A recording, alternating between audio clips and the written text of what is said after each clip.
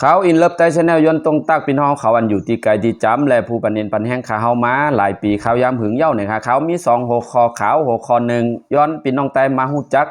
ผู้อันมีเจตนามีน้ำใจเป็นเจ้าตาหน้าใหญ่ห้องชื่อว่าพลตำรวจเอกดรมนตรียิ้มแย้มในคณะเจ้ามีหน้าการเป็นประธานมูลนิธิดอยเวียงแก้วอันนี้เป็นอันหนึ่งในคณะเจ้าเขาก็เลยผิดปังครัวปอนจุ่มนะฮอดมาตีหนึ่งและตีหนึ่งในเมืองกอกนะฮอดถึงธรรมศาสตร์รังสิตเมื่อวันที่24ป่นมานั่นเนี่ยก็กอบเจ้าพลตำรวจเอกมนตรียิ้มแย้มในเย้าในคณะหรือเสนั่นก็เลยจ่อฮอดกว่าวันที่26นะเขายาม5 โมงปลายเจ้าครัวปอสินธรรมบุญจุ่มได้จ่อฮอดกว่าตีเวงเมษายเจตอนเกียงไฮจึงไทย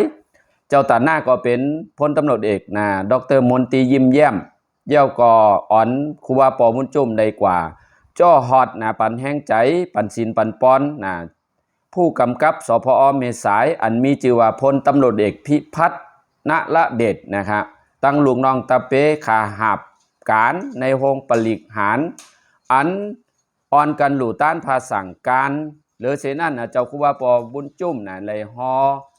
ส่งเมตตาปันศิลปันปอนเสเลยเอาเงินไว้1 เหง5 ปาก100แจกปันเจ้านาตีปลิกหารและเลยให้เลยเป็นโคฝากของตอนตา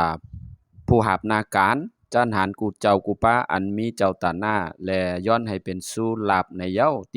ตีมาเพจชุมชนแม่สายแม่สงค้า